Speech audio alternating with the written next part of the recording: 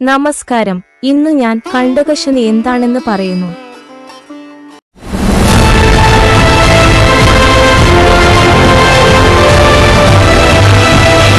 ഒരാൾ ജനിച്ച സമയത്തെ കൂറിന്റെ അഥവാ ചന്ദ്രൻ നിൽക്കുന്ന രാശിയിൽ നിന്നും വലത്തോട്ട് 4, 7, 10 എന്നീ ഭാവങ്ങളിൽ ശനി നിൽക്കുന്ന കാലം വരെ കണ്ടകശനി എന്നു പറയുന്നു. ശനി ഒരു രാശിയിൽ പ്രവേശിച്ചാൽ അവിടെ 2.5 വർഷം നിലകൊള്ളും. അതിനുശേഷം മാത്രമേ അടുത്ത രാശിയിലേക്ക് മാറുകയുള്ളൂ.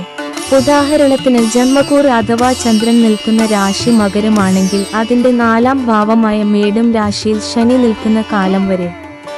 കൂടാതെ ജന്മക്കൂർ അഥവാ ചന്ദ്രൻ നിൽക്കുന്ന രാശി മകരമാണെങ്കിൽ അതിന്റെ 7-ാം ഭാവമായ കർക്കിടകം രാശിയിൽ ശനി നിൽക്കുന്ന കാലം വരെ.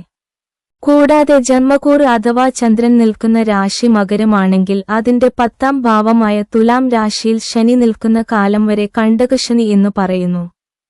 കണ്ടകശനി സമയത്ത് കുടുംബ കലഹം, അന്യദേശവാസം, ദുരിതം, കാര്യതടസ്സം, പരാജയം, അപവാദം, പുത്രവിരഹം, ധനനാശം, മനക്ലേശം എന്നിവ ഫലം.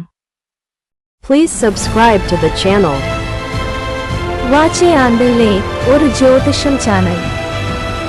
Thank you for watching.